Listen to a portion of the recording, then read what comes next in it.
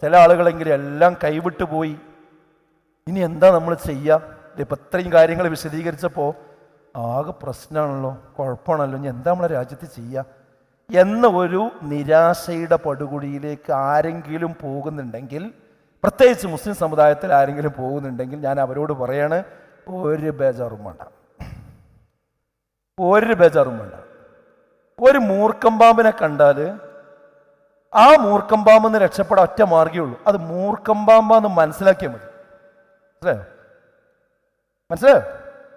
അതൊരു പാമ്പാണ്, അത് വിഷമുള്ളതാണ്, ആ വിഷം കുറച്ച് ഗൗരവമുള്ളതാണ്.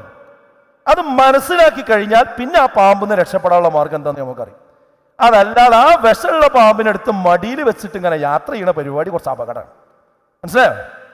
അതാണ് ഇവിടെ പൊളിക്കാൻ പോണത്. ഇവിടെ നമ്മൾ പറയുന്നത് ഈ പ്രശ്നത്തിൽ നിരാശപ്പെടേണ്ടതില്ല, നമ്മൾ തിരിച്ചറിഞ്ഞാൽ മാത്രം മതി.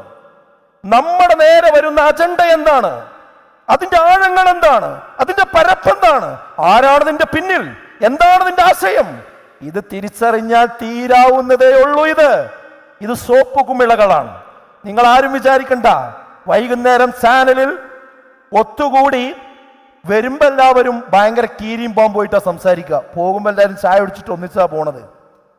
അങ്ങനെ നാടകം കളിച്ച് ഈ നാട്ടുകാരെ, ഇവിടെയുള്ള മതേതരത്തെ തച്ച് തകർക്കാമെന്നാരും കരുതണ്ട. ഇത് സമുദായം തിരിച്ചറിഞ്ഞാൽ മതി, ഇത് ഇന്ത്യയെ സ്നേഹിക്കുന്നവർ തിരിച്ചറിഞ്ഞാൽ മതി, മതേതരത്വം അവിടെ നിലനിൽക്കണമെന്ന് ആഗ്രഹിക്കുന്നവർ ഈ പ്രശ്നം തിരിച്ചറിഞ്ഞാൽ മതി. അതോടുകൂടി ഇതിന് പരിഹാരമുണ്ടാകും.